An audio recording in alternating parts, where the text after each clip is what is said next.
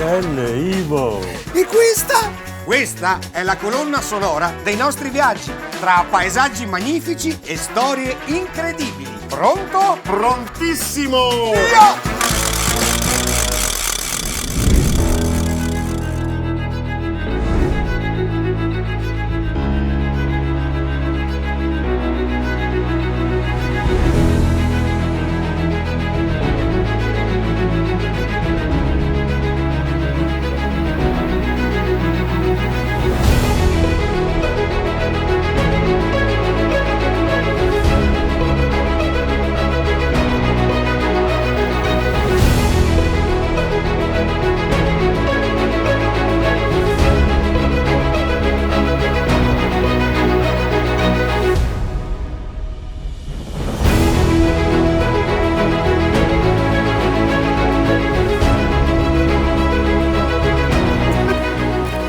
Allegro! Ivo Gallo? Dimmi le marcate. Sei contento? Contentissimo! Guarda che panorama straordinario! Sì, ma dove siamo? Dove siamo? Il Montello. Oggi scopriremo questo luogo magico e in questo momento ci troviamo all'interno del podere Rive degli Angeli di proprietà del consorzio Bosco Montello. Pensa che questo appezzamento qua è di circa 30 ettari, 10 sono dedicati al bosco e 20 invece al vitigno, quindi è un luogo bello dove c'è un bellissimo panorama e dove noi iniziamo questo nostro percorso che sarà secondo me davvero accattivante. Sì, perché volere è podere. Andiamo.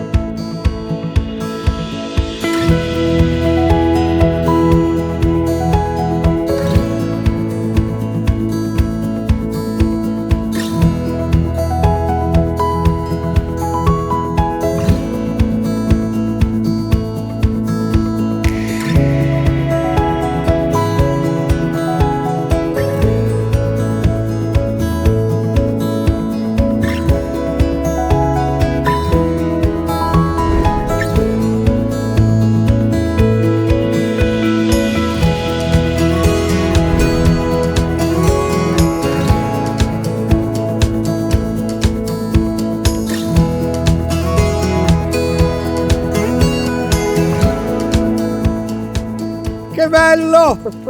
Siamo in bicicletta con Levis, Ivo! Mitico Levis! Grande! In bicicletta grazie a e-bikes Montello, ricordiamolo. Sì, perché sono a pedalata assistita. questa. Infatti, soprattutto per questo. Ma dove ci troviamo, caro Levis? Lele e Ivo ci troviamo sulla Tradotta, siamo a Montebelluna, la stiamo percorrendo in direzione da Nervesa verso Montebelluna, qui ci troviamo nel bivio, tenendo la destra si arriva in centro a Montebelluna dove c'è l'attuale stazione dei treni, mentre proseguendo dove stiamo andando noi andiamo proprio sulla parte più storica, più interessante, la famosa Fonda. Per i montebellunesi la conoscono così perché è un tratto di ferrovia che va sotto il livello del mare, più avanti vedremo che sembra quasi un tunnel. La Tradotta è una ciclopedonale che è stata realizzata dal consorzio del Bosco Montello, il consorzio dei 5 comuni montelliani. Abbiamo acquistato il sedime dalle Ferrovie dello Stato 6-7 anni fa per realizzare questa ciclopedonale. Un piccolo appunto storico: ricordo che la Tradotta era proprio quella linea ferroviaria che portava i soldati al fronte, quindi dovete immaginare che dove oggi noi stiamo pedalando, un tempo durante la guerra i soldati venivano appunto caricati nei treni e facevano questo tratto per raggiungere il fronte a Nervesa alla battaglia, e purtroppo spesso la loro fine era infausta perché appunto lì c'era il fronte, la guerra era alle porte e Questi giovanissimi ragazzi. esatto. E poi c'è quella famosa canzone La Tradotta, La Tradotta, che parte da Torino. esatto, la canzone che ricorda è proprio questo il luogo della tradotta. Quindi immagino i pensieri di questi giovanissimi ragazzi che salivano su quei treni sapendo quasi al tragico destino a cui andavano incontro. Esatto, Terribile, esatto. terribile. Diciamo che non dobbiamo dimenticare la storia, però noi vogliamo guardare avanti e vogliamo trasformare questo luogo in un luogo di sport e di natura. Vedete a destra e a sinistra con un gruppo di volontari stiamo piantumando centinaia di alberi perché vogliamo che in un futuro la tradotta diventi anche un viale alberato. Da abbracciare. Da Da abbracciare. Esatto, bravo Ivo. E non dimentichiamo lo sport perché appunto la tradotta, ricordiamo che è un percorso lungo 18 km che collega appunto il comune di Montebelluna, poi arriva a Volpago, Giavera del Montello, Nervesa della Battaglia come punto finale. Quindi in questi 18 km il ciclista ha la possibilità di passare sempre immerso nella natura, Bello. però allo stesso tempo essere vicino ai centri abitati per Bello, eventuali soste. Ecco, qui ci addentriamo, qui Nella c'è uno slargo. fonda. Esatto, qui stiamo proprio arrivando in fonda, ci siamo resi conto che siamo, vedete, Sì, lì più bassi. a sinistra abbiamo la ferrovia sopraelevata e qui siamo Ma sotto. perché? Ma perché fonda? Cioè, perché si va giù? Allora, Fonda era stata costruita anche perché durante la guerra i treni, essendo sotto il livello del mare, erano anche più protetti da bombardamenti e quant'altro. Nella zona che vedete qui a destra, mi dicono gli appassionati che un tempo questo era tutto un deposito di vagoni e di treni bombardati o mitragliati che venivano riposti qui in attesa di manutenzione e rimaneva libero il fronte qui del binario. Ecco, vedete adesso vi rendete bene conto che siamo sotto il livello del mare, passeremo adesso sotto delle arcate, in una c'è una strada, in una ferrovia, in una dei canali, quindi vedete proprio che la ferrovia passava sotto il piano campagna. Possiamo dire allora che quella che un tempo era una strada che portava alla guerra, adesso è un meraviglioso sentiero che ci conduce verso la pace. Bravo Daniele, proprio così. Via!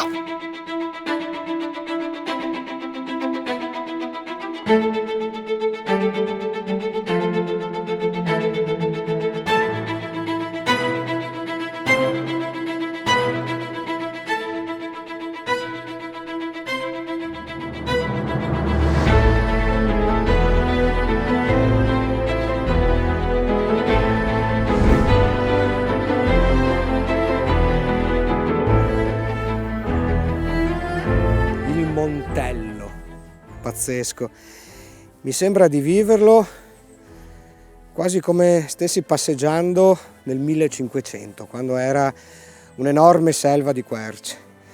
Pensate che il Montello è un piccolo gruppo montuoso frutto dell'orogenesi, quindi la sorgente scatenante anche delle Alpi, cioè la spinta delle masse africane verso l'Europa che hanno corrugato le terre creando questa piccola altura, questo agglomerato alto al massimo 371 metri. L'estensione è di 60 km quadrati e forse non è più alto di così anche per il lavoro lento del fiume Piave che lo ha continuamente levigato. Però questo permette un clima e una biodiversità davvero unica in Italia. Se pensate proprio al movimento dell'acqua del Piave, che qui ha carattere torrentizio, ricca di ramificazioni, quindi molto estesa l'area del letto, la vicinanza alla pianura veneta e comunque la vicinanza alle prealpi venete, e crea questo, come si dice in questo momento storico, un mondo a parte in cui c'è un vastissimo repertorio florofaunistico e poi il fatto che per centinaia di anni non è stato abitato e quindi antropizzato. Ciò che rimane oggi è frutto di un grande disboscamento di fine Ottocento, purtroppo di ciò che è accaduto durante il grande conflitto mondiale, quindi dal 15 al 18, una ricostruzione e poi la crescita lenta di una comunità che ha trovato in questo luogo economia, vitalità. Il turismo è presentissimo, tutti questi boschi sono attraversati da sentieri e poi, come sapete, il Montello rappresenta una pista naturale di ciclismo davvero unica al mondo. Lo vogliamo scoprire, lo vogliamo vivere, vogliamo incontrarci con il Montello cercando di mostrarvi questa grande, enorme bellezza.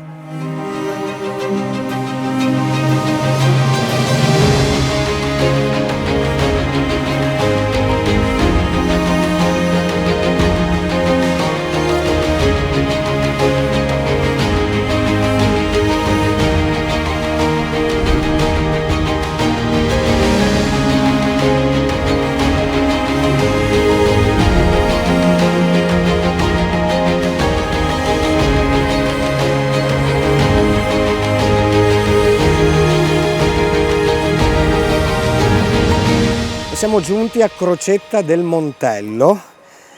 Sono all'interno del parco di Villa Ancillotto.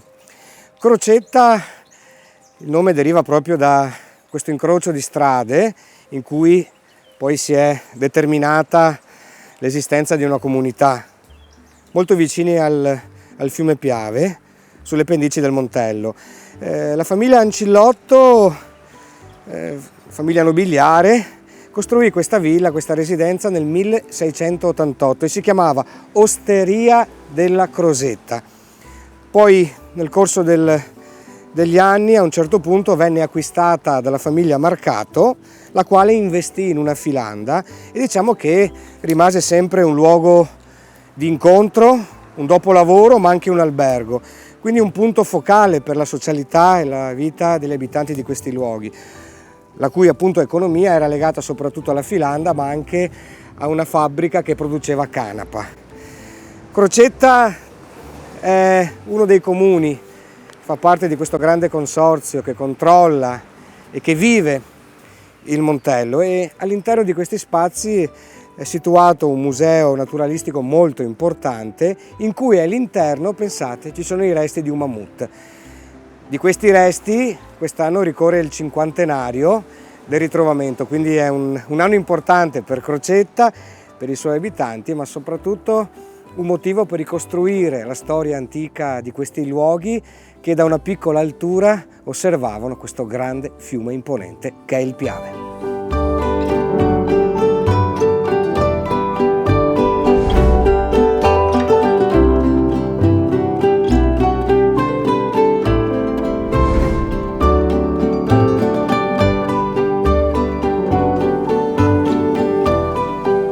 Osservando questa immensità si rimane stupiti per la bellezza che questa area del Piave ci regala, ci dona. È una zona incontaminata dove la natura trionfa. Siamo sulle Grave di Ciano, il comune è quello di Crocetta del Montello, però ovviamente il mio pensiero viaggia verso quegli accadimenti che conosciamo molto bene, che abbiamo incontrato più volte durante i nostri percorsi. Ovviamente quando si parla di Piave o della Piave si può tranquillamente riconnettere la propria memoria alla Prima Guerra Mondiale. Qui c'era il fronte, il cuore del fronte della Prima Guerra Mondiale, come dicevo, che partiva dalla stretta di Quero arrivando sino a Jesolo, quindi tutto il medio e basso corso del fiume è stato protagonista di questo evento che ha scosso tutto il pianeta, in particolare la regione del Veneto in quel momento, perché qui si è combattuta la battaglia del solstizio. E siamo al 15 giugno del 1918. Lo dico velocemente, cosa accade? Gli austriaci tentano l'offensiva finale, cioè riuscire a superare il fiume e quindi poi dilagare su tutta la pianura padana e simbolicamente raggiungere Venezia per porre fine alla Grande Guerra. E ci fu la controffensiva italiana, forse non gestita nel modo migliore, ma era una battaglia davvero difficile. Da un lato questo fiume in quel periodo estivo era soggetto a una piena straordinaria, quindi era ricchissimo d'acqua, che un po' facilitò i movimenti dei soldati italiani, in quanto in questo momento, in questo punto del fronte, erano assiepati ovviamente sul Montello e controllavano tutta quest'area. Con le granate, con i bombardamenti riuscirono a distruggere gran parte delle passerelle che gli austriaci avevano costruito appunto per varcare la soglia e quindi conquistare la pianura. Un po' l'aiuto dell'acqua, un po' la prontezza dei soldati che finalmente credevano nella propria patria, nella propria liberazione, riuscirono a respingere gli austriaci, i quali nonostante questo conquistarono 1/3 del Montello, ma poi in mancanza di vettovaglie e di ricambi furono costretti a ripiegare. E da qua altri 4 mesi di guerra per arrivare poi alla battaglia di Vittorio Veneto, che chiuse questo capitolo tragico della storia del mondo. Ecco, stando qua non si può non pensare a quello che è accaduto oltre 100 anni fa, e c'è un monumento a pochi passi dal punto in cui mi trovo, che i locali chiamano El Pindol, che è una colonna a ricordo dei morti che hanno combattuto qui, soprattutto ai Fanti, un monumento dedicato ai Fanti. Come tanti piccoli monumenti troviamo lungo il Piave e soprattutto sul Montello. Da quel momento le cose sarebbero cambiate, nasceva un'idea di Italia Nuova che poi fu di nuovo sconvolta con il secondo conflitto mondiale e prima con la dittatura. Fatto sta che questo fiume, che oggi ha molta acqua, finalmente si mostra con la sua forza, ci regala un messaggio che corre lungo questo letto quasi come un ramo leggero per dirci che forse è il momento di ricordarci quanto leggera sia la pace e quanto pesante altresì sia la guerra.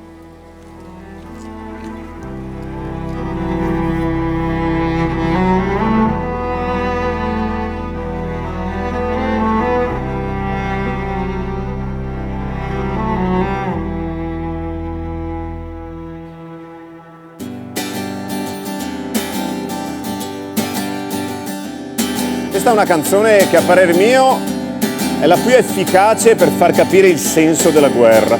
E infatti nel testo non compare mai la parola guerra.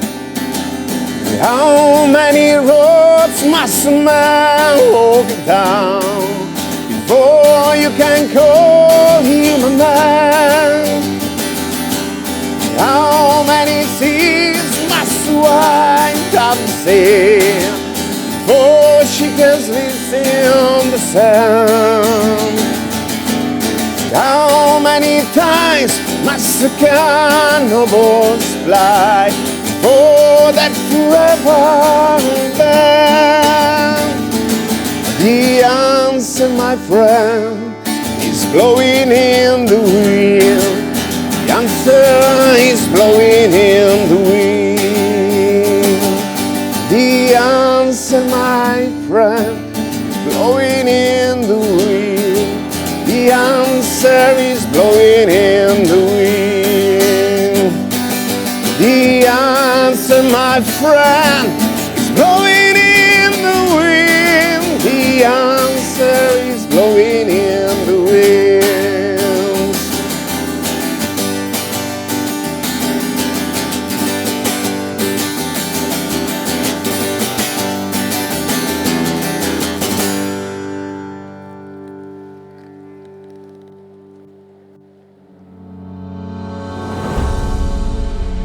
Adesso forse capisco perché il grande artista Gino Rossi a un certo punto della sua vita decise di prendere dimora a Ciano, nel comune di Crocetta, perché vedeva questo, vedeva questa enorme bellezza che ovviamente è donatrice e crea ispirazione per un grande artista, un pittore quale era Gino Rossi, che nasceva a Venezia ed è stato un eroe della pittura italiana.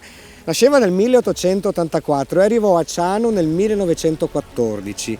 In gioventù la sua pittura era considerata icastica, quindi molto precisa. Aveva un segno, un disegno davvero importante. Dopodiché frequenta i famosi amici di Capesaro, tra cui Arturo Martini, con cui addirittura esporrà negli anni '20 a Parigi insieme a Modigliani, quindi già ormai la cifra stilistica di Rossi era assolutamente esplosa. Ciò che l'ha segnato maggiormente però, e non dal punto di vista artistico, fu la partecipazione alla Grande Guerra. Proprio in questi luoghi, sul fronte del Piave, fu fatto prigioniero. Questo evento lo scosse emotivamente e mentalmente in maniera irrimediabile, tanto che la malattia negli anni '20 continuava a peggiorare, il suo stato d'animo stava naufragando. Nel 1925 entrò nel manicomio di Treviso, dove morì nel 1947. Prima che la malattia decollasse totalmente si era avvicinato al cubismo. Gino Rossi è considerato uno dei più grandi talenti e padre dell'arte moderna italiana. Possiamo dire Gino Rossi da Ciano, Gino Rossi da Crocetta del Montello. Noi facciamo una piccola pausa, il nostro viaggio continua tra poco, state con noi.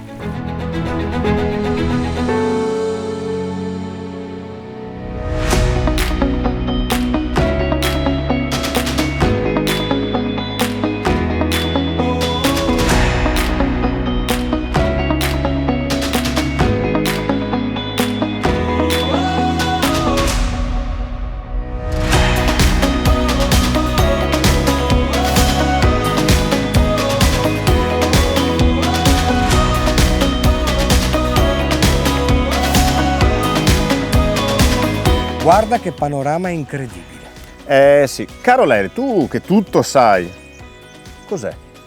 Questo monumento è un simbolo di ciò che è accaduto sul Montello, ci riferiamo sempre alla Grande Guerra. Tutta quest'area è stata fronte della battaglia del Solstizio. E perché c'è un panorama così importante? Proprio perché da questa veduta era possibile osservare le attività belliche che si svolgevano lungo il corso del fiume Piave. Infatti questo è l'osservatorio del re, ci siamo appena entrati.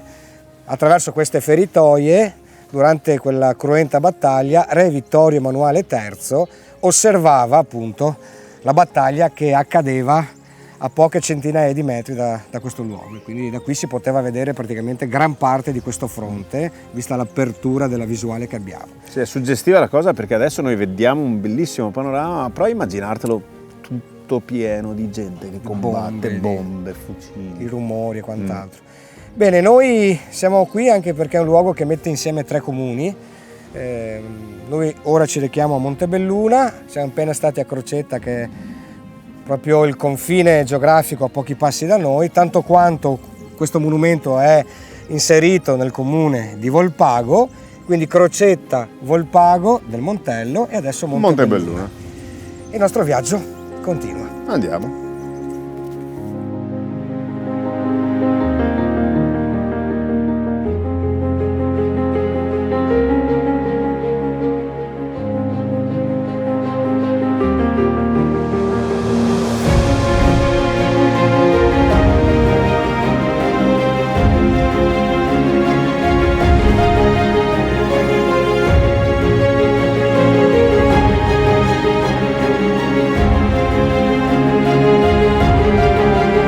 Guardate che bello che è il centro di Montebelluna, questa gigantesca isola pedonale nel cuore della città, sostanzialmente il comune più popoloso di tutta l'area del Montello.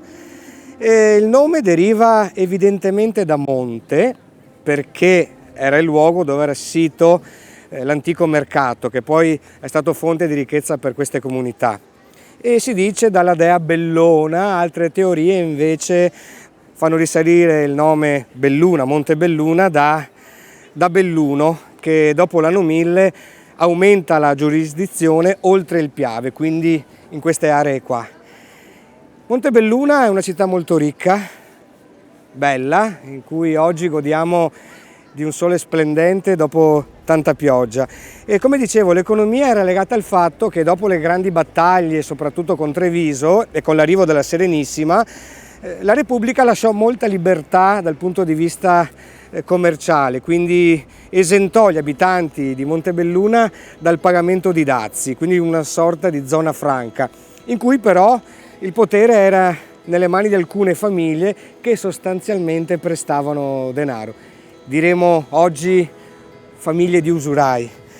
Oggi Montebelluna è una piccola capitale del Montello vivace, l'economia è davvero straordinaria e come non ricordare il fatto che intorno a queste zone c'è stata la diffusione di quella grande produzione di scarpe che tutto il mondo ci riconosce. Dal centro storico di Montebelluna salgo sul Montello per raggiungere il Sacrario e la chiesa di Santa Lucia nella frazione di Biadene.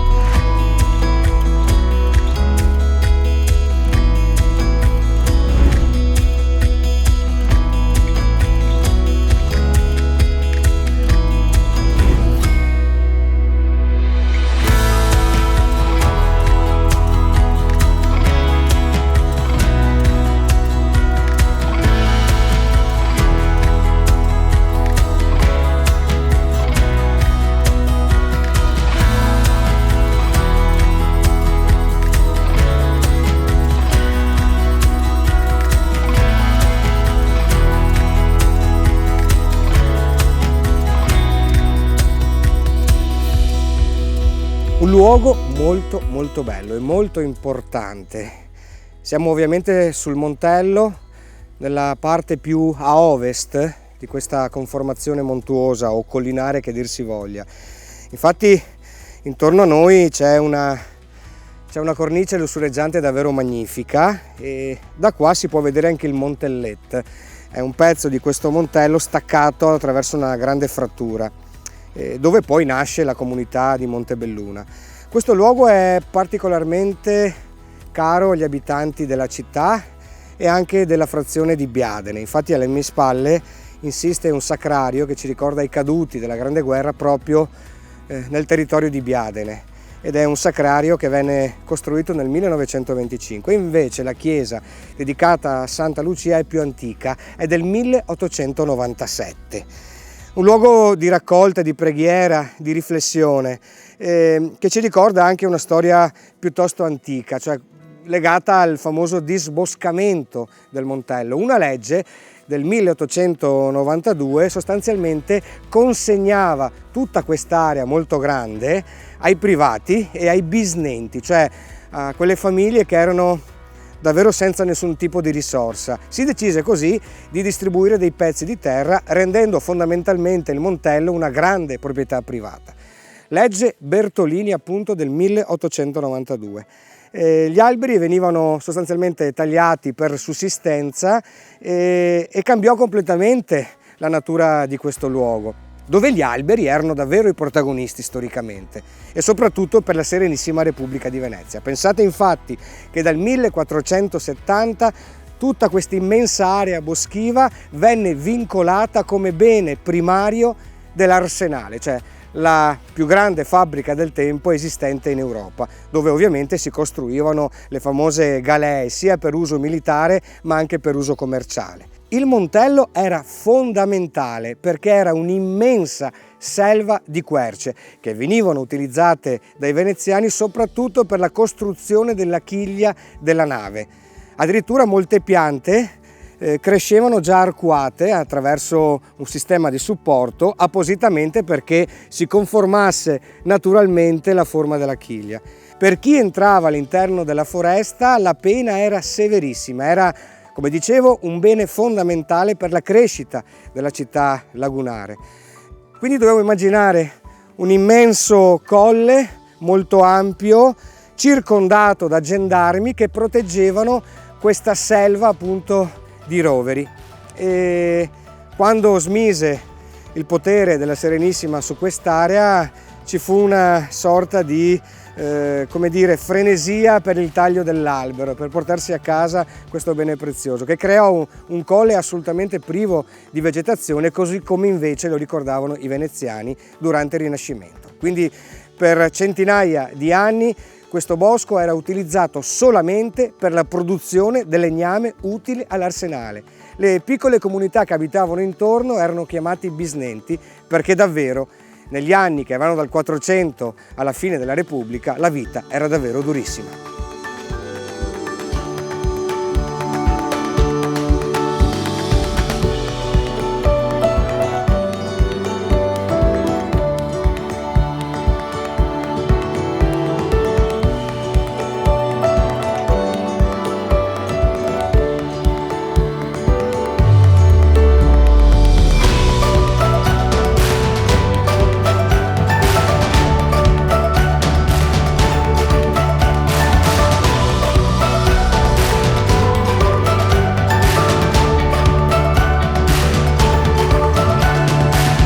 Che bellezza! Sì!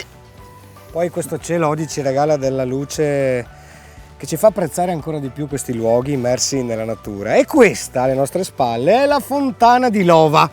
Ecco, non chiedermi il nome, ma no.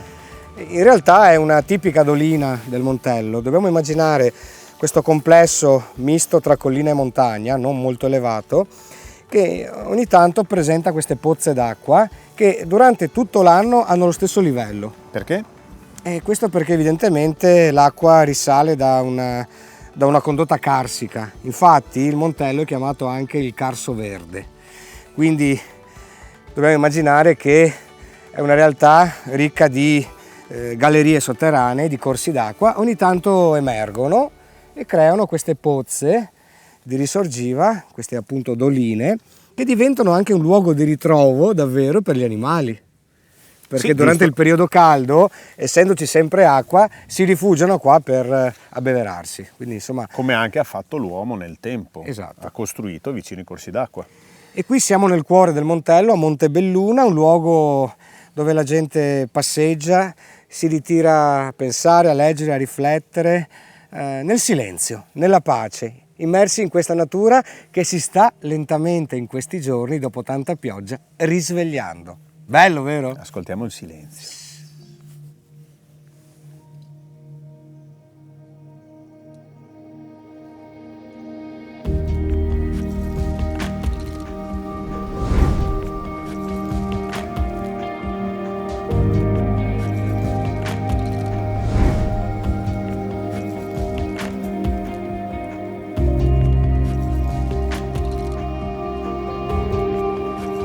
Ci troviamo a Volpago, alle mie spalle vedete appunto il Montello. Qualcuno fa derivare il nome di questo paese dalla volpe, il paese delle volpi. In realtà l'ipotesi più accreditata sul nome di Volpago è l'unione di due termini, Bol e Pagus. Bol non è altro che un retaggio delle lingue barbariche nel periodo invasivo che significa terra rossa, mentre Pagus significa piccola circoscrizione territoriale. La presenza umana su queste terre è molto antica, anche se tutto prende forma attraverso il disegno della centuriazione romana, seguendo i dettami del municipium di Tarvisium. Nel basso Medioevo Volpago diventa capopieve, mentre a Selva viene eretto un castello da parte della nobile famiglia dei Vidoti.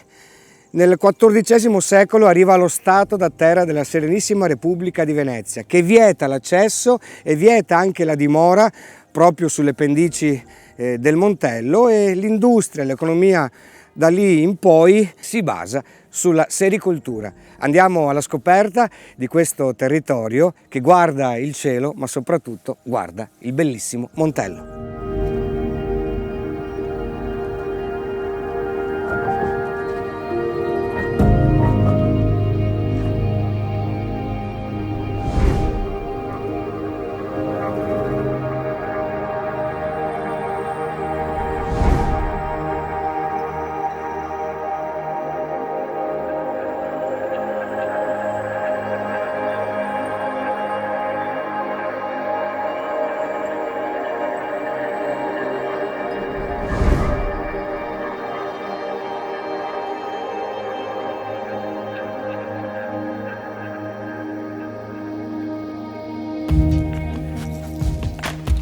Siamo nella biblioteca di Volpago del Montello, intitolata Pier Andrea Saccardo, un eminente botanico che si è interessato soprattutto allo studio della flora locale, quindi del Montello. Questo edificio è anche noto come Cabressa, la cui storia risale al XV secolo, quando una nobile famiglia proveniente da Brescia, da qui il nome, si è trasferita in provincia di Treviso e è diventata quindi la prima proprietaria di questo stabile. La storia e l'origine invece dell'edificio si può ben notare nell'ingresso est, dove sopra la porta si nota l'affresco dello stemma della famiglia Bressa. In tutta la struttura sono presenti numerosi affreschi appartenenti a differenti periodi storici che sono emersi durante un importante restauro, poiché erano stati coperti da strati di intonaco appunto durante i precedenti restauri e le precedenti proprietà. Oggi l'edificio di Cabressa ospita appunto la biblioteca comunale di Volpago del Montello Pier Andrea Saccardo, che da un anno è diventato un centro culturale per tutta la cittadinanza. La biblioteca infatti non ospita solo una vasta collezione di libri, periodici e DVD, ma ha anche ospitato importanti iniziative culturali, ospitando autori e altri tipi di attività per bambini e per ragazzi, come laboratori artistici, creativi e letture ad alta voce.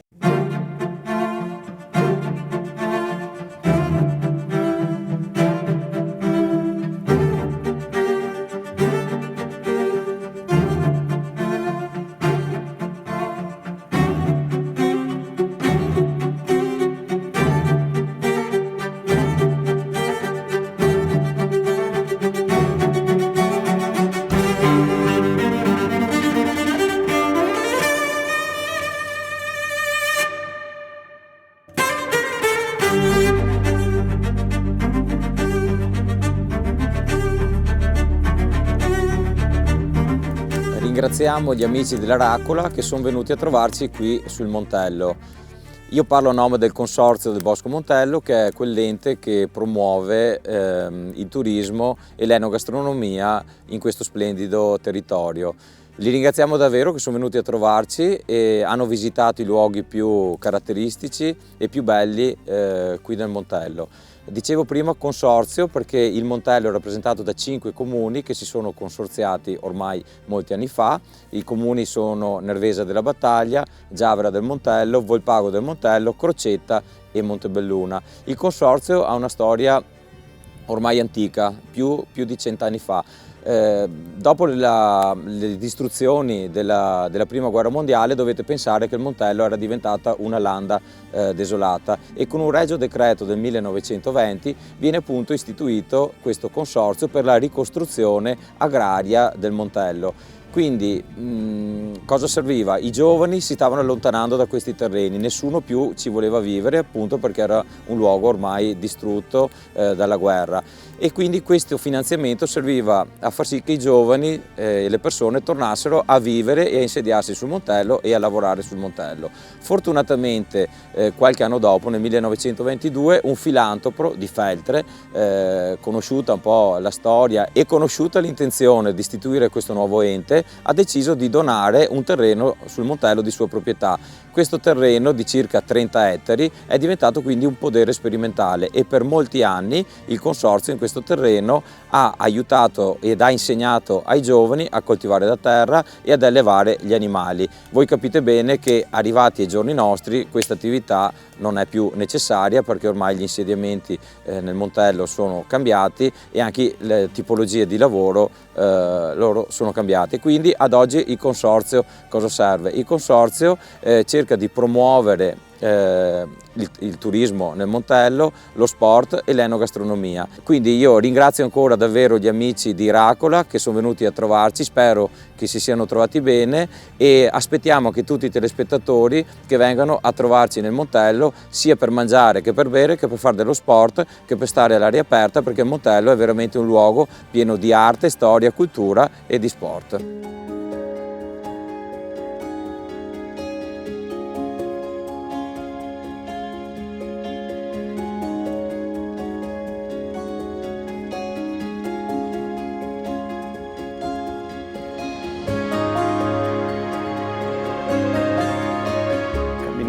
In un bosco è molto interessante ed emozionante, ma avere una quercia come quella che vedete alle mie spalle ancora di più. Quercia rovere, il rovere o la rovere, Quercus petrea, perché predilige suoli pietrosi e molto drenati, appunto come questi luoghi. È famosa per il suo pregiato legno. Ha un'altra caratteristica che forse non tutti conoscono, è una semicaducifoglie, cioè le foglie si seccano ma non cadono dall'albero, cadono solo in primavera quando poi c'è la rinascita delle nuove gemme.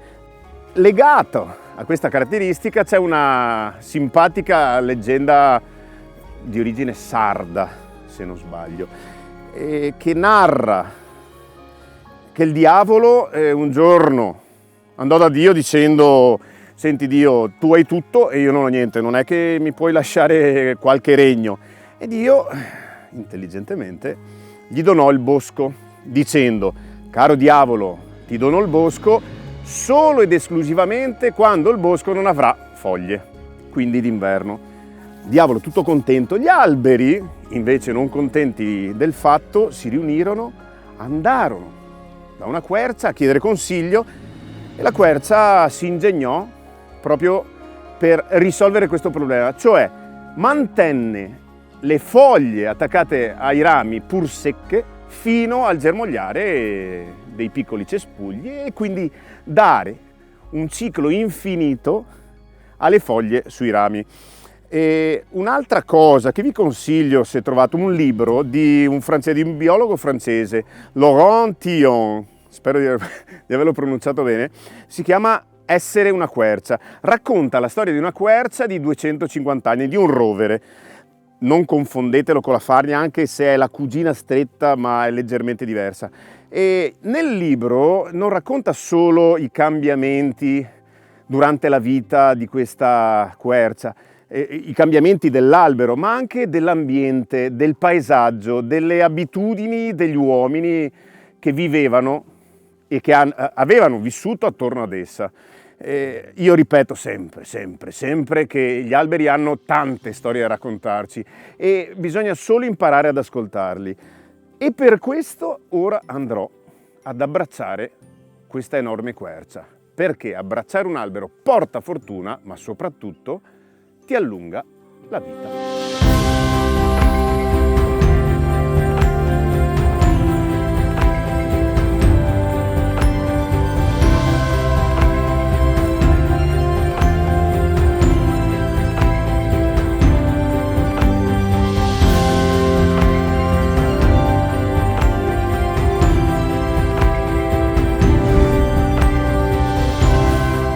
Gallo. Dimmi Lelle Marcassa. Ma che panorama? Sì. Pazzesco questa roba. Dove siamo qui? Stiamo affrontando il percorso Romanazzi, nel cuore del Montello. È un itinerario nella biodiversità ed è fatto di 3 percorsi. Il più lungo è di 7 km, il più breve poco meno di 2 km, molto facili. Poi c'è quello più verde, lungo. No, c'è quello verde, quello può medio. essere percorso anche in carrozzina. Dedicato a Enrico Romanazzi, sì. Naturalista e profondo conoscitore del Montello, che dedicò la sua vita allo studio della biodiversità, come dicevi, e alla conservazione della biodiversità. Pensa che ha mappato 200 diversi siti acquatici e 11 specie diverse di anfibi.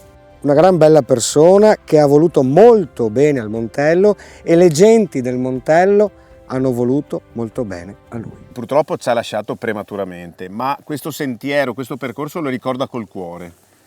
Quindi noi pensiamo ad Enrico Romanazzi e affrontiamo questa bellezza, questo itinerario immersi in questo paesaggio davvero magico.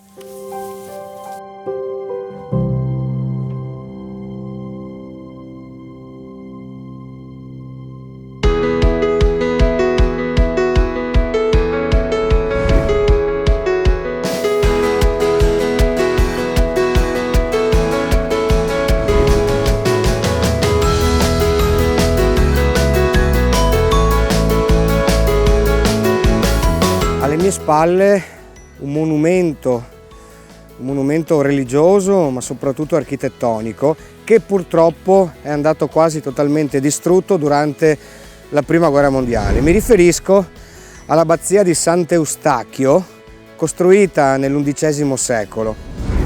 Vediamo ciò che rimane dopo i pesanti bombardamenti sia austriaci che italiani, perché ricordiamo che la grande offensiva austriaca che voleva dilagare nella pianura veneta, riuscì a oltrepassare il Montello per un breve periodo durante quella cruenta battaglia e poi l'esercito venne ricacciato comunque dagli italiani.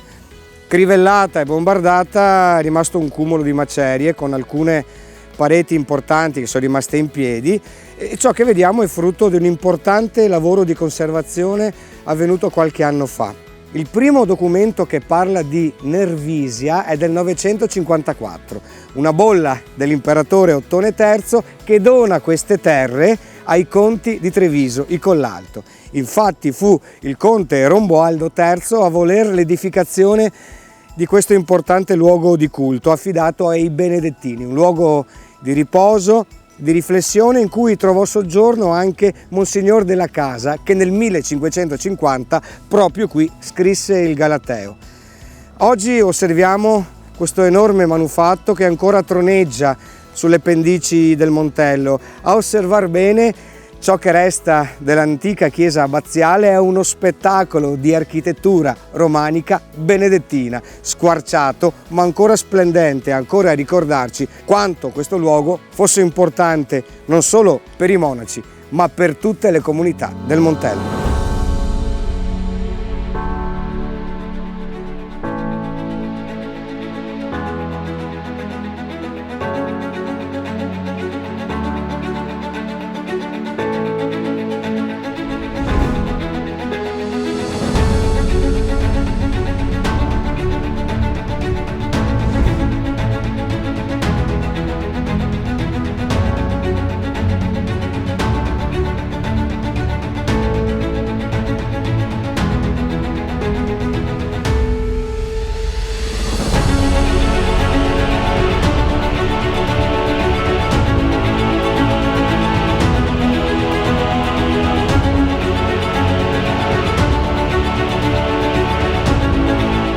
Guardate in che luogo siamo. Questo è un velivolo che ha partecipato alla Prima Guerra Mondiale, un bombardiere Caproni. Pensate, ricostruito grazie all'ingegno e l'operatività di Giancarlo Zanardo e dei suoi collaboratori. Ed è bello vedere un velivolo così grande, così imponente, ancora funzionante. Pensate che ha volato da qui fino a Roma e ritorno, quindi un velivolo costruito in maniera molto precisa, rispettando i canoni e i progetti originali dell'ingegner Caproni. Siamo all'interno di un hangar nei pressi dell'aviosuperficie della Fondazione Collezione Jonathan, voluta da Giancarlo Zanardo e dai suoi collaboratori, dove hanno ricostruito importanti aerei che hanno segnato la storia dell'aviazione militare italiana e non solo.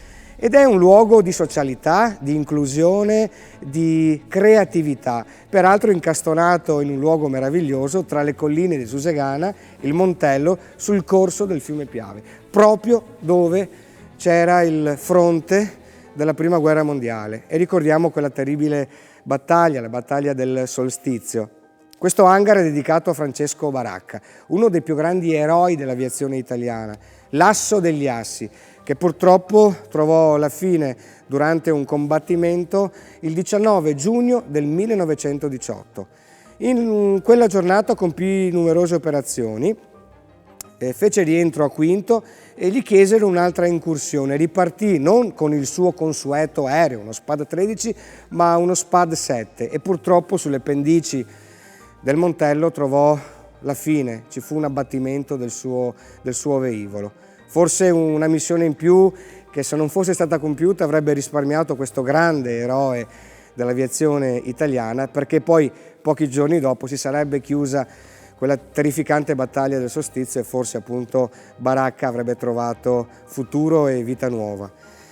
Ci sono molti misteri su questa figura. Noi sappiamo che il corpo fu trovato qui alle nostre spalle, in quel luogo che è chiamato la Busa delle Rane, a pochi metri dal velivolo che fu abbattuto, ed era appunto steso sul suolo del Montello, ferito, semicarbonizzato, con la fondina della pistola vuota.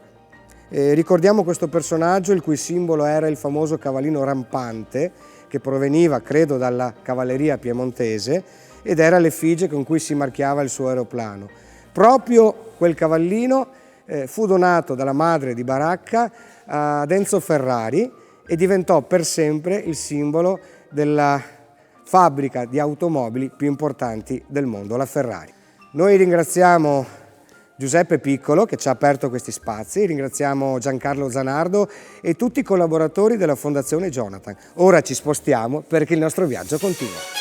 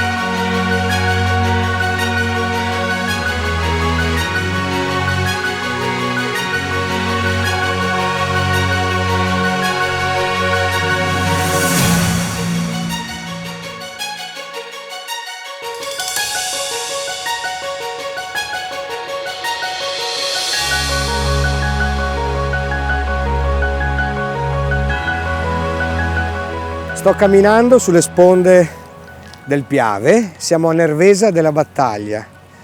Dovete immaginare che in questo luogo, sino agli anni 40, era sito il porto fluviale, area di sosta degli zattieri che scendevano dalle montagne per portare legname e materie prime a Venezia. Ma di questo antico mestiere, di questa epopea, ci racconterà tutto Lino. Ci troviamo oggi su quello che era l'antico porto di Nervesa della Battaglia, antico porto che serviva all'approdo delle zattere che provenivano dai monti del Cadore. Queste zattere avevano una larghezza di 12 piedi veneti, che corrispondono a 4,20 metri attuali, e una lunghezza simile. Una volta costruita la prima zattera, ve ne aggiungevano delle altre, sempre con la tecnica della legatura. La legatura veniva effettuata con dei rami di nocciolo opportunamente trattati per essere flessibili. Quindi veniva costituito un vero e proprio treno di zattere, un convoglio diciamo, un convoglio che aveva una lunghezza non indifferente di 21 metri circa e un peso tutt'altro che indifferente anch'esso di 20 tonnellate. Su queste zattere veniva caricato di tutto, ogni tipo di merce, principalmente metalli, pani di metallo, forme di formaggio, sacchi di carbone vegetale, o anche i chiodi, che era un oggetto che aveva una importanza rilevante per quel che riguarda le costruzioni, specialmente in quel di Venezia. I porti erano 5. Perché porti? Perché lungo il fiume Piave le tratte venivano divise in 5 punti, in 5 fraglie, 5 porti. Il primo era il porto di partenza, era Codissago. Da Codissago vi era poi Ponte nelle Alpi, da Ponte nelle Alpi si giungeva a Borgo Piave, che sarebbe Belluno, la Belluno odierna, per poi giungere a Falzè col porto gemello di Nervesa della Battaglia. Ultimo porto era quello di Ponte di Piave, più a valle, per poi giungere in laguna, ove le zattere venivano agganciate ai burci sostanzialmente che a vela le trainavano presso i magazzini o addirittura all'interno dell'arsenale dove il legname veniva lavorato.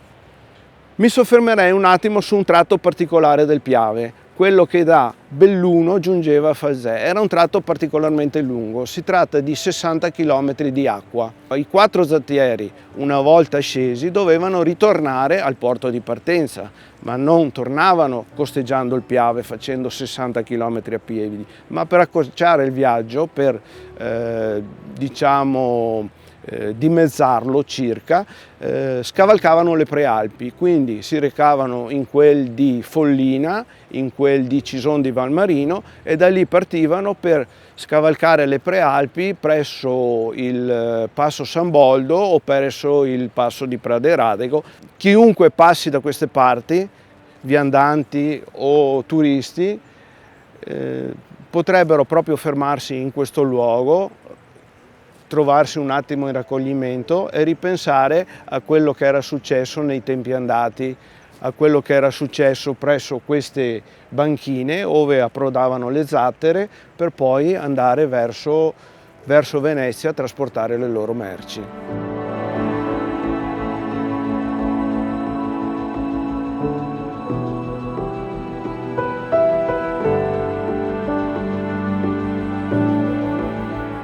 Molto probabilmente avrete sentito, e sempre di più negli ultimi anni, la frase in via d'estinzione, che non è così positiva. Cioè, un essere vivente e animale e vegetale rischia di sparire dalla terra. Cosa gravissima, ma per fortuna ci sono persone che si dedicano ad evitare questi problemi. È il caso di Marco, che assieme alla sua associazione sportiva dilettantistica, la Piave, ho detto bene? Esattamente. Ha preso a cuore il problema della trota marmorata. Marmorata, esattamente. Tipica del Piave, tipica degli affluenti di sinistra, quindi quelli dalle montagne del Po. Esattamente. Cosa fate? Allora, la nostra associazione è finalizzata alla pesca sportiva. Abbiamo 330 soci che si dedicano alla pesca sportiva sul Piave. Oltre a questo ci occupiamo anche della tutela dell'ambiente e della fauna ittica. In particolar modo a cuore abbiamo la riproduzione della trota marmorata, che è in via di estinzione a causa delle modifiche dei clima, del territorio e tutto quanto. Cerchiamo di riprodurla, diciamo che nel mese di novembre e dicembre la trota va in frega. Noi recuperiamo le trote dal fiume Piave, vengono spremute, maschi e femmine, procediamo alla fecondazione delle uova, Le uova fecondate vengono portate nell'incubatorio che abbiamo costruito unitamente alla Regione Veneto con dei contributi. Qua vengono, diciamo, gestite per circa 1 mese e mezzo. Al fine di ottenere un pesce rustico che si ambienti bene all'ambiente e quindi abbia più possibilità di sopravvivere, lo immettiamo quando non ha assorbito del tutto il sacco vitellino, in maniera che si continua ad alimentare in autonomia e pian piano inizia a alimentarsi con quello che trova in natura. Quindi voi la frega, ricordiamo che chiamiamola la stagione degli amori. La stagione degli amori. Prendete il maschio e la femmina, Il maschio e la femmina. lo portate qua, tirate fuori ovuli, spermatozoi, li unite, nascono i pesciolini, voi poi prendete questi pesciolini, gli avanotti, e li mettete, li seminate, giusto? Li seminiamo di nuovo. Perché sembra si seminano i pesci. Vengono seminati nel fiume Piave, sempre nel fiume Piave. Quindi speriamo che Marco, con tutta l'associazione, continui quest'opera di bene, perché è un'opera di bene per il pianeta. Esattamente. E ringraziamo proprio l'associazione La Piave, mi piace molto La Piave, per quello che fa. Esattamente. Per il pianeta. Per il pianeta. Grazie Marco.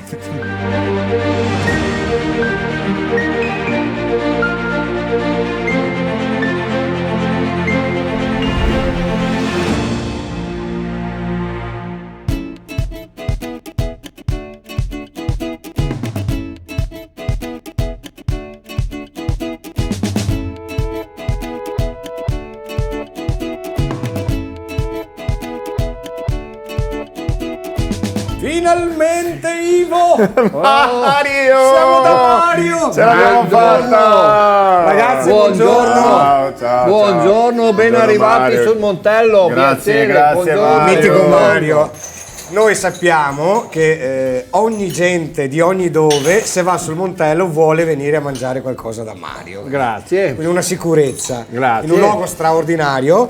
E poi tu sei famoso per qualche prodotto in particolare, Mario. Per Sì, esempio. perché il Montello è una zona molto bella e si produce la patata del Montello. patata del Montello. attenzione, La spiegaci. patata del Sì. Montello, qui si fanno i gnocchi e le tagliatelle con le patate del Montello.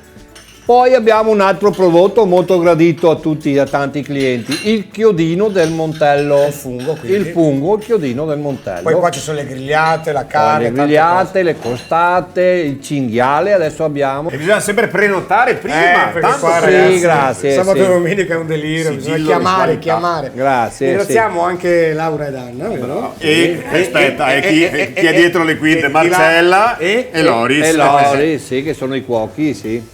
Facciamo un brindisi? Bene, sì, certo, pronti i brindisi. Grazie, Mario è Anna. proprio straordinario. Prego. Grazie. Brindiamo insieme a Mario, alle ragazze, dove c'è un clima familiare, ma soprattutto una gastronomia meravigliosa. Evviva Mario! Grazie, evviva tutti. Evviva. Grazie. Grazie. Evviva.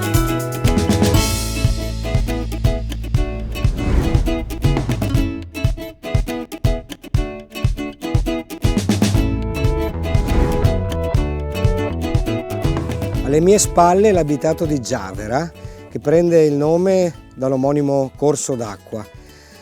Qui le comunità sono presenti già all'epoca dei Neanderthal, infatti è stato ritrovato uno scheletro umano datato 40.000 anni.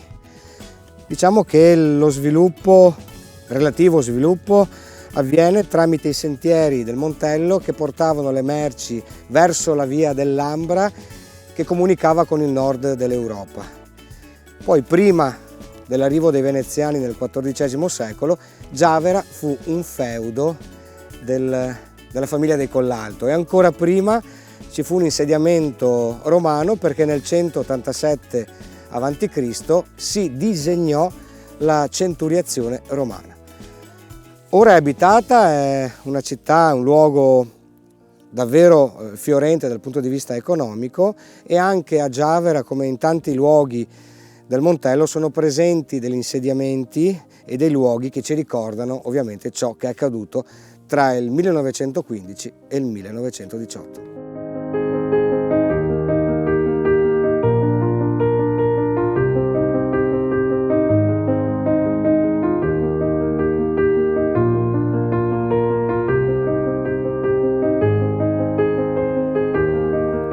raggiungendo attraverso questo viale. Qui ci sono questi ulivi che sono fondamentalmente un simbolo di pace, il cimitero di guerra britannico, dove ci sono 417 lapidi marmoree che ricordano appunto 417 persone, soprattutto giovani, anche giovanissimi, che erano facenti parte dell'esercito britannico alleato dell'Italia. Furono fondamentali questi uomini per la salvezza dei nostri ragazzi al fronte, in quanto presenti da molto tempo già sul Montello, quando ci fu poi il bisogno di rinforzare, di riorganizzare le truppe italiane, furono fondamentali per il riciclo delle persone e per l'organizzazione degli ultimi mesi di guerra che poi portarono alla fine della Prima Guerra Mondiale. Quindi abbiamo un pensiero ovviamente di pace unito a ricordo di questi ragazzi che sono sepolti qui a Giavera, un cimitero molto sobrio in cui la memoria sopravvive in tutti noi quando lo attraversiamo, e ogni lapide riporta l'età del soldato scomparso e alcuni hanno delle frasi scelte dalle famiglie di questi ragazzi. Direi che forse il silenzio è il modo migliore per salutare una generazione che se n'è andata troppo presto.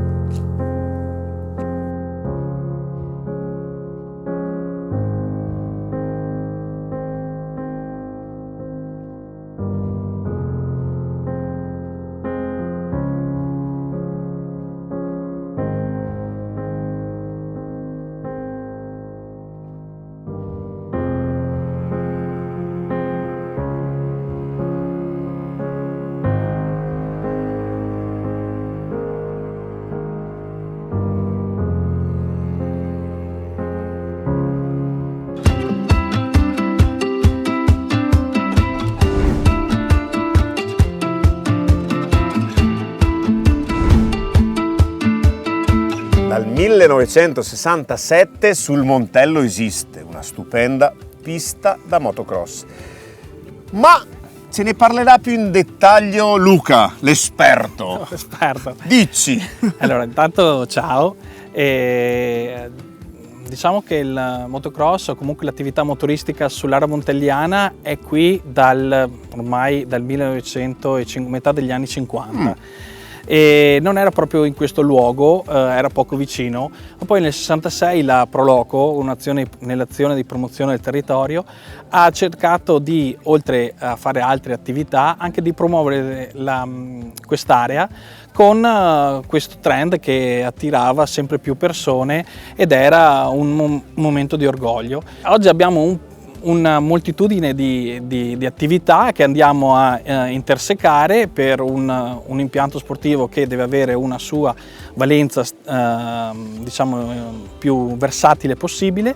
Abbiamo un'attività per la formazione per i più piccoli, che per il coinvolgimento dei bambini sia dall'età di 8 anni in su, quindi l'attività minicross.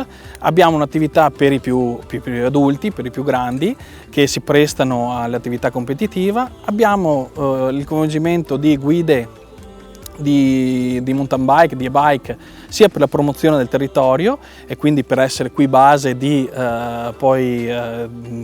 scorribande, diciamo, nei sentieri del Montello. E poi abbiamo facciamo con aziende ricerca e sviluppo, perché ci sono il coinvolgimento di alcune aziende che hanno bisogno di fare sviluppo e noi diamo supporto nell'attività anche in questo campo. Ok, però date uno sguardo a tutti quanti, in particolar modo so che qui siete molto sensibili. Sì, siamo sensibili soprattutto a persone speciali, con finalità anche quella dell'inclusione sociale.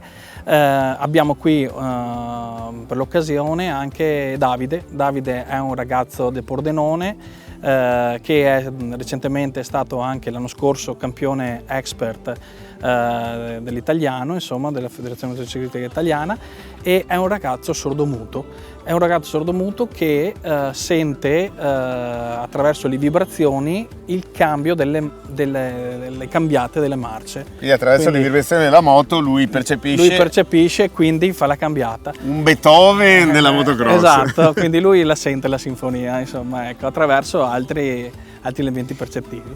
Senti, mi hai fatto venire voglia di imparare qualcosa, di fare qualcosa. Beh, io ti farei partire dalle basi. Facciamo un po' di messa a punto, magari la facciamo con Filippo. Ok. Bene. Luca, ti ringrazio, io vado da Filippo. Grazie. Ciao.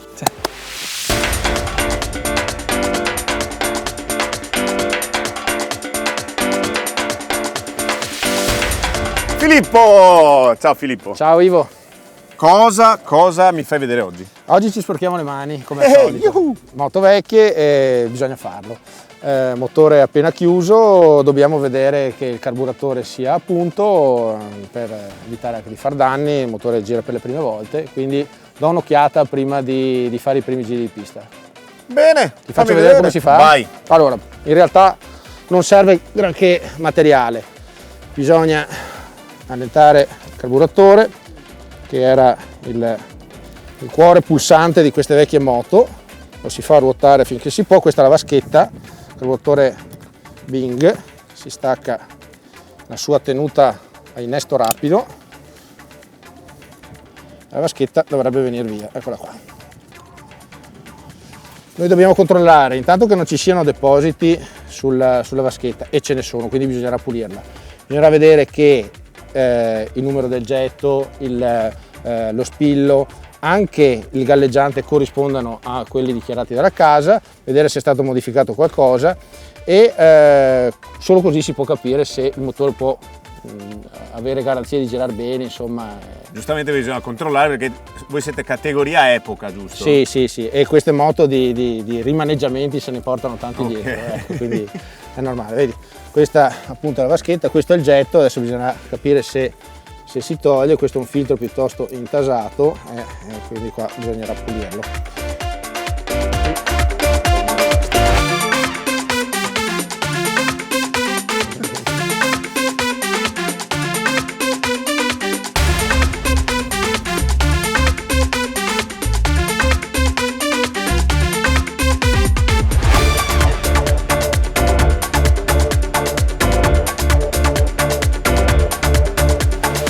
Grazie Filippo! Rock and roll!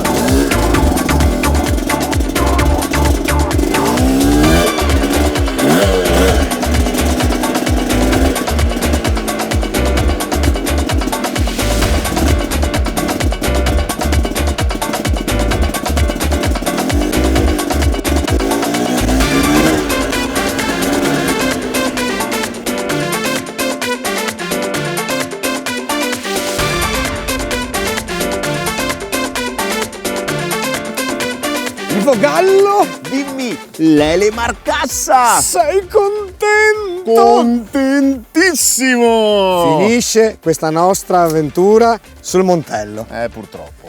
Questo grande complesso collinare diviso da 21 prese, queste strade che attraversano l'intera collina, volute dai veneziani, ovviamente per motivi di tutela di questo grande bosco di roveri, che era per i veneziani fondamentale per la costruzione delle navi dell'arsenale.